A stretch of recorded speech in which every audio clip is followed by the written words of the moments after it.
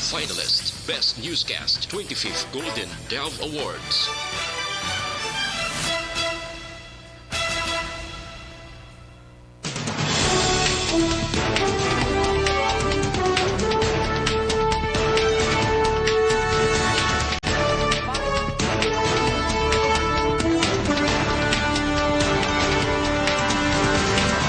Para sa mga pahulong dinalan, una kita sa balita lokal. Security guard patay matapos ginluthang samtang on duty. Western Visayas naka-record sang masobra sa 100 sa kaso sa COVID-19. Sa mga balita national, mas mabasko nga paglupok sang taal posible sunod sa FIVOX. Davao City may pinakamataas na COVID-19 reproduction rate. Balita international, 19 missing sa Japan bangod sa landslide matapos ang madamol nga pag-ulan. Sa sports balita, Presidente Duterte posible updan ang mga atleta nga Pinoy nga makigbahin sa Tokyo Olympics.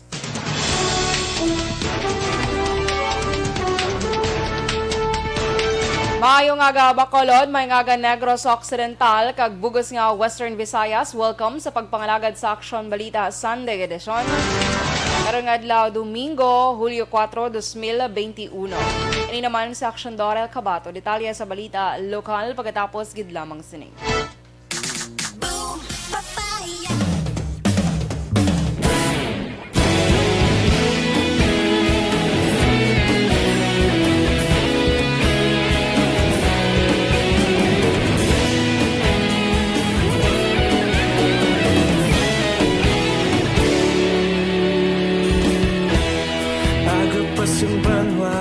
Mabugaw nga hangin nagadapyan na ikaw nang ginapamatian namon ginasandigan.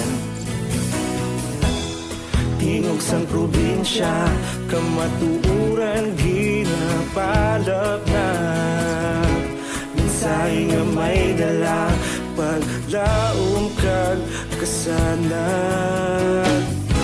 Tinuig na nagligan, ikaw gihapon ang ako nga estasyon. Sa pagbudlak sang adlaw, sa pagtuhaw sang biton, mga balita ang dala inspirasyon.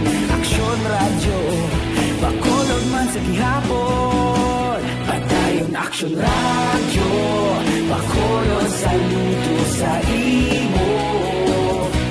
Padayon Aksyon radyo, salamat isa pa serbisyo. Patas kag balanse, patuod na mensahe, wala sang ginadampingan. Padayon Aksyon radyo.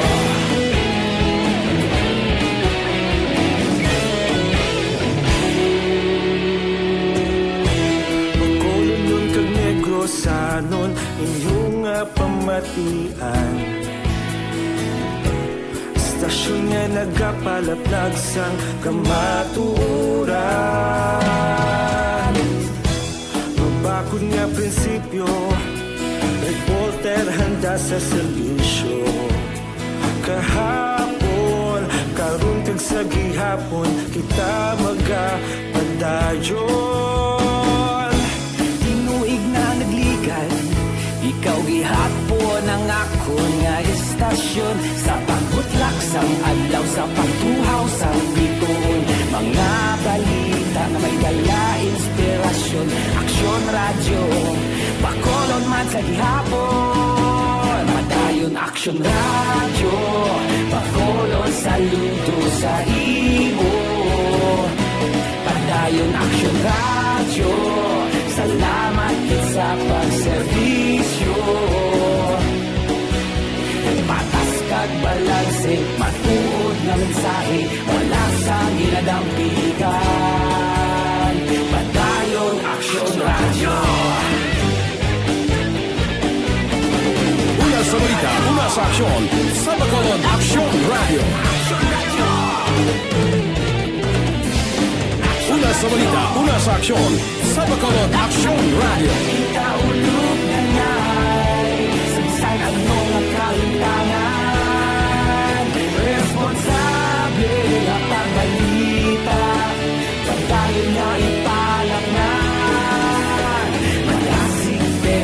Sunday Edition. Las 6:09 Aksyon Radio Philippine Standard Time. Pabalik sa Aksyon Balita Sunday Edition. Detalye sa balita lokal.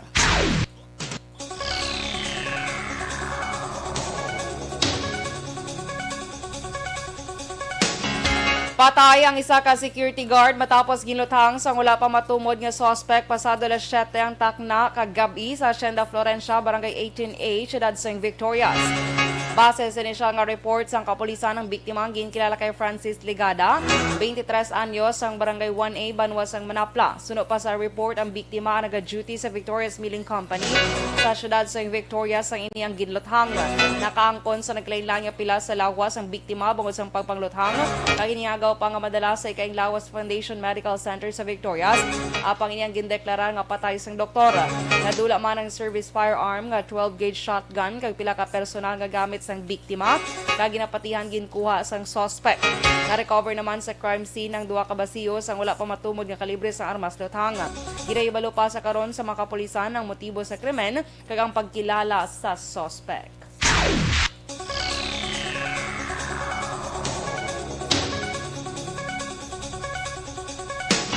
Nadugangan sang 683 ang nagpositibo sa COVID-19 sa Western Visayas nga nagdala sa kabilugan nga 68,362. Apang mayara na gid lamang sa 11,508 ka aktibo nga kaso. Nanguna ang probinsya sang Iloilo sa may pinakamadamo nga kaso nga naglambot sa 212. Ginsundan sang Negros Occidental nga may 114, 103 Aklan, 101 sa syudad sang Iloilo, 77 sa syudad sang Bacolod kag tig 33 sa Antique kag Capiz, samtang 6 naman sa Guimaras. Samtang nadugangan naman sa 324 na ka-recover na nagdala sa kabilugan nga 55,265 kag 12 ang nagkalamatay nga nagdala sa kabilugan nga 1,569.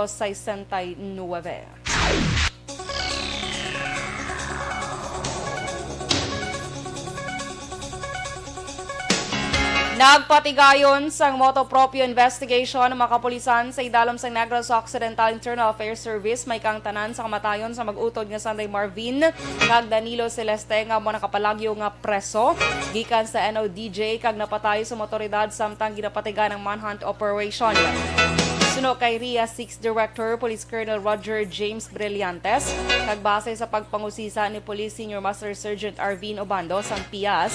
Una nga napatay sa shootout si Marvin sa Hacienda Velez, Barangay Bloomingtreet, Banwas ng Murcia. Samtang napatay man nagligad niya adlaw sa Hacienda Ambulong, Barangay San Fernando, Ciudad San Talisay, si Danilo. Sa pagpangusisa sang ilahensya ni baluan nga armado ang mga eskapi sa armas luthang binangon kag ispading rason naging konsiderar ang maini bilang armed and dangerous.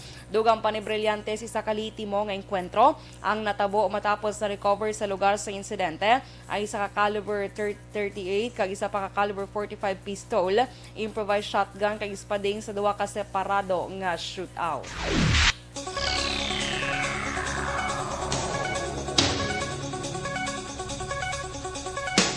Sa dugang nga balita lokal, target sang COMELEC Bacolod nga makarehistro sang 350 ka mga aplikante sa ilagin patigayon nga satellite registration kahapon nga adlaw sa isa ka mall sa Barangay Mandalagan. Suno kay Bacolod Election Officer o Supervisor Attorney Katrina Kanya, tuman kadamo nga mga Bacolodnon ang aga pa nga nagtinguha nga makapila apang bangod sang maulanon nga panahon, ilalamang nga gilimitahan ang kadamuon. Dugang pa ni Kanya ang mga individual nga wala nila maakomodar kahapon nga adlaw, ang mayara pa sang bastante nga panahon para sa pagproseso labi na sa ilang masunod nga mall registration nga gintalana sa palabuton nga Hulyo 9 kag 10. Sa nabaluan nga base sa schedule of activities ng COMELEC, ang voters registration na magalawig pa tubtob sa bulan sang Setyembre sini nga tuig.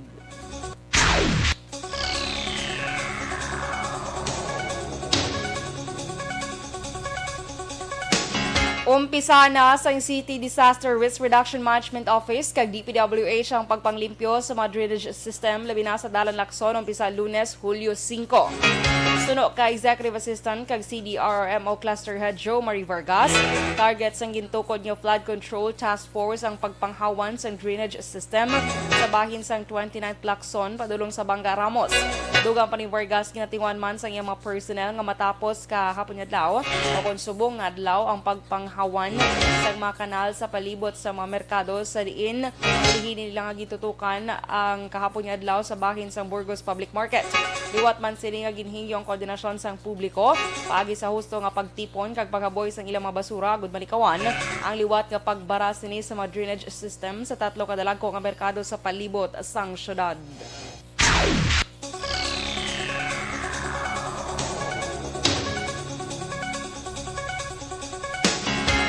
Kag sa katapusan nga balita lokal, ginpalayag ni Bacolod City Administrator nga padayon ang pag-training sa mga vaccination teams diri sa syudad sang Bacolod.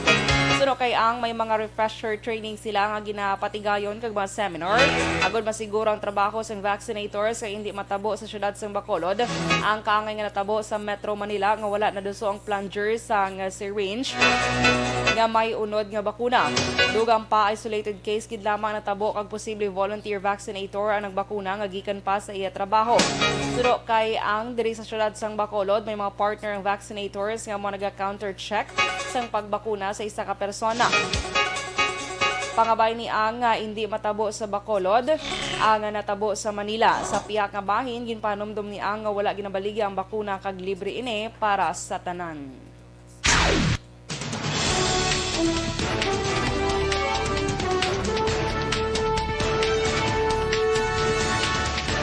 Sa balita national, mas mabaskog nga paglupok sang taal posible suno sa FIVOS. Davao City may pinakamataas nga COVID-19 reproduction rate. Detalye sa balita national pagkatapos gid lamang sini. This news sponsorship is brought to you.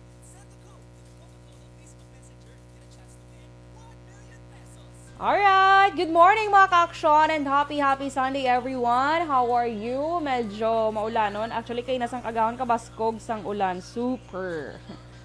Anyway, good morning sa nag-aupod gid sa aton subong aga kay Atia Kim Iriman. Good morning sa imo Atia. Dra sa may Mursha. Maninoy, Michael June P. Season, good morning. Dra sa may Purok Brotherhood Sumag. Greet niya lang belated happy birthday kay pare niya Romel and Dorel Silva. Thank you. Have a blessed Sunday. Belated happy birthday! Kaya na medyo mabaskog dyan ang ulan, no? Alex Montesa, have a blissful Sunday. Yes. Ay, holy girl gidya. Suzette Alunan, good morning man. Stay safe and God bless you.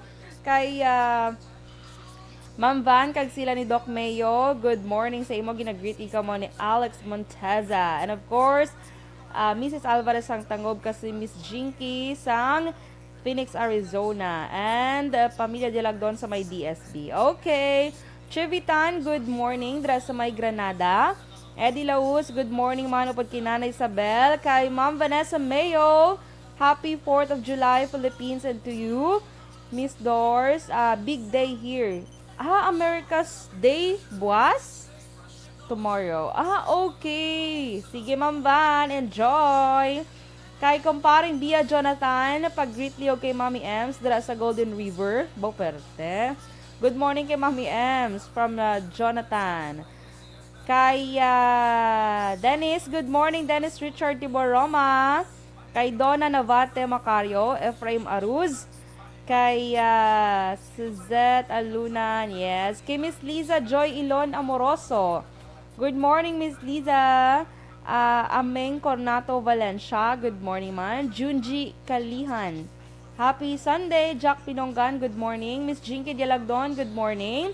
Kay Mr. Biboy Villasor, kay Ma'am Van, Sir Noel Amar, Alex Monteza, Millie Oligo, Bia Jonathan, Michael June P. Season, and EFC. President Dennis Richard Tibor Roma. Kay Christine Minyes Villalobos, yes, happy Sunday. Family Rafaela Dialagdon, Nagor Apil, kag Toreno, Bilogorio, Verino, sang Barangay Pandaron, DSB, good morning sa inyo. Gary Pilon, sakto na, Pilon. Good morning. Kay Joel Makirang, good morning man. Novem Juanitas Maghari. Family Maghari, good morning sa Barangay Villamonte. Joanne Bantolo, good morning man. Have a blessed Sunday. Stay safe and God bless. Watching from Manila. Kay Dayna Magbato Malabago, good morning gid ra sa may Lukutan, Cabancalan City. Yes, you're welcome gid Alex Monteza. Sige Okay, energetic subong sa iya, bongga.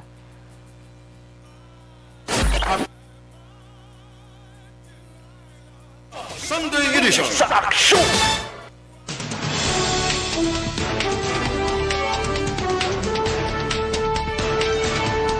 Last 6:20 Action Radio, Philippine Standard Time. Pabalik sa Action Balita Sunday Edition. Detalye sa Balita National.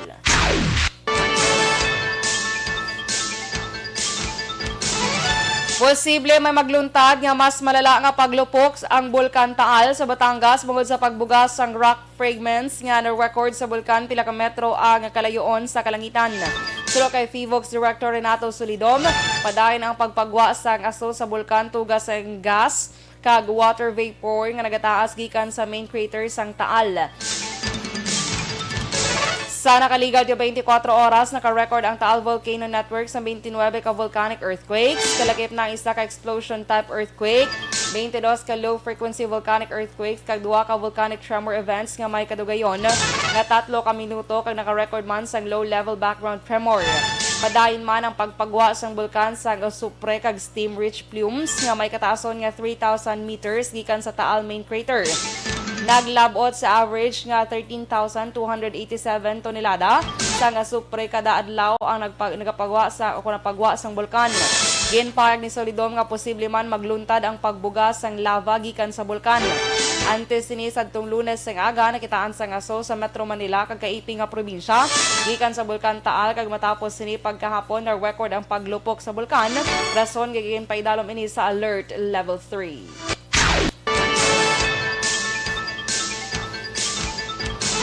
Nanguna naman ang Davao City sa area of concern matapos makarecord sa pinakamataas ng reproduction rates ng COVID-19 sa nakaligad nga semana. Suno sa Octa Research Group, may pinakamataas nga daily COVID-19 average ang Davao City nga na-record sa 324 gikan Hunyo 25 tubtob Hulyo 1.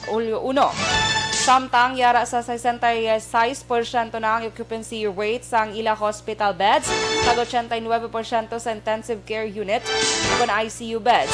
Naka-record man ang Davao City sa reproduction rate nga 1.4.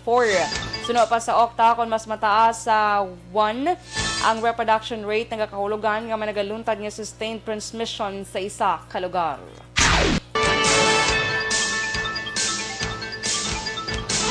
Ginpahayag ni Health Undersecretary Maria Rosario Verriere nga sa pihak nga low-risk area na ang classification sang Pilipinas, hindi bot silingon nga magkumpiyansa na ang mga Pinoy kung COVID-19 ang paghahambalan. Dugang paginpahayag ni DOH Epidemiology Bureau Director Dr. Althea de Guzman nga yara sa negative level ang 2-week growth rate sa Pilipinas kung average daily attack rate ang tanawon. May baluan naglambot sa negative 9% ang growth rate sa Pilipinas sadtong Hunyo 13 tubtob Hunyo 19 gikan sa 15% sadtong Mayo 30 tubtob Hunyo 12.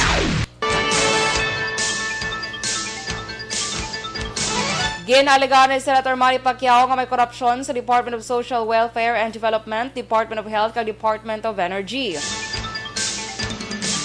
Sa ginpatigayon nga virtual press conference ang senador hapon sing Sabado may ginpakita ang mga dokumento si Pacquiao nga sunod sa iya mga ebidensya sa iya ginpalayag nga korupsyon sa nasambit nga ahensya sa gobyerno. Lakip sa alegasyon sang senador among wala pagpanagtag sa mga benepisyaryo sang 10.4 bilyones pesos nga balor sang Social Amelioration Program Fund. Dugang pa ni Pacquiao ang gobyerno ang nagpain sang 207.6 bilyones pesos para sa ikaduhang round sang SAP kag ginkuha sang DSWD ang 50 bilyones pesos para ipasulod sa e-wallet service akong ginatawag nga Star Pay. Ang e-wallet service nga sunod sa senador, hindi kilala sa market ang mayara sang 62,000 nga startup capital.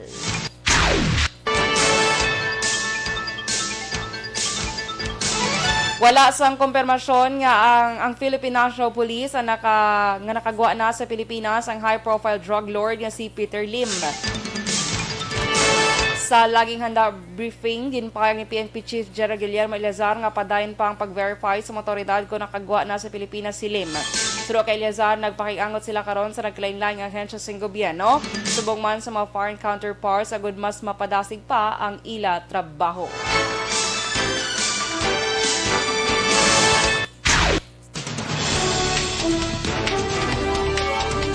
Last size 24 Aksyon Radio, Philippine Standard Time. Detalye sa Balita International kag Sports pagkatapos gid lamang sini. Manny Pacquiao po.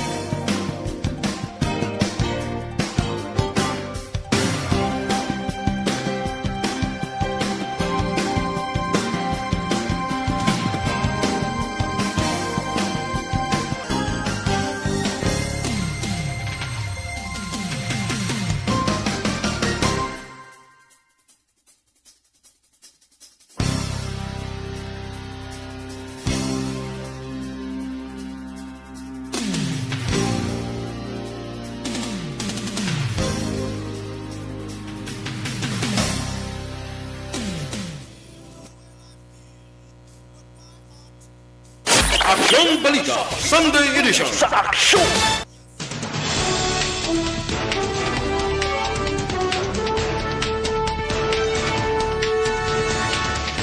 Last size 26 Aksyon Radio, Philippine Standard Time. Mabalik sa Aksyon Balita Sunday Edition, detalye sa Balita International.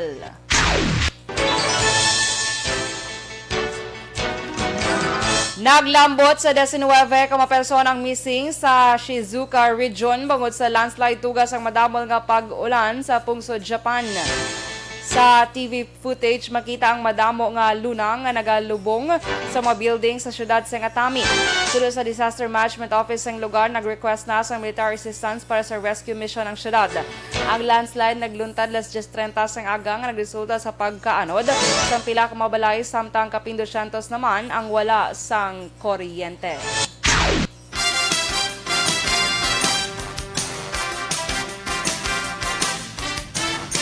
Kag sa naman nga sports balita, dako ang posibilidad nga magatambong si Presidente Rodrigo Duterte para saksihan ang pag-intras ng mga atleta nga Pinoy sa Tokyo Olympics umpisa Hulyo 23 tubto Agosto 8. Ginpayag ni Philippine Sports Commission kung PSC Chairman William Ramirez, isang presidente sa 3 ka opisyal sa gobyerno nga natala na mag-upod sa 19 ka atleta nga magahampang sa Olympics. Magluwas sa presidente kalakipman dire Sunday Training Director Mark Velasco kag Philippine Olympic Committee President Abraham Tolentino para maghatag sa anuman nga pagkinahanglan sa mga atleta. Nagapati man si Ramirez nga sa 19 ka mga players ang pungsod, dako ang tsansa sang pungsod nga makuha sang bulawan nga medalya.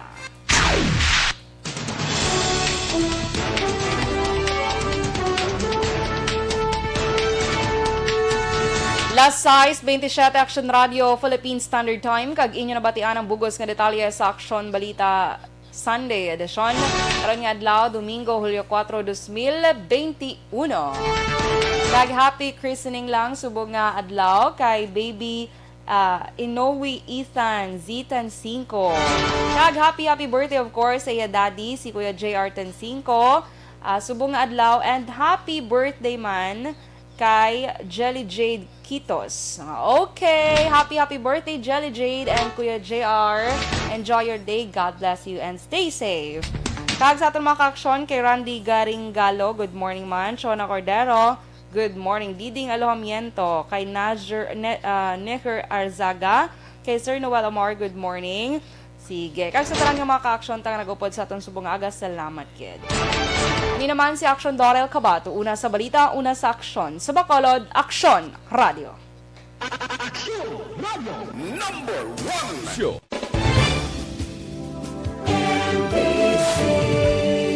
Manila Broadcasting Company.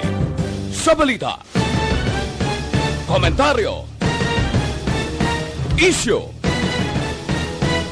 Serbisyo publiko. Sa Bacolod, Aksyon Radio.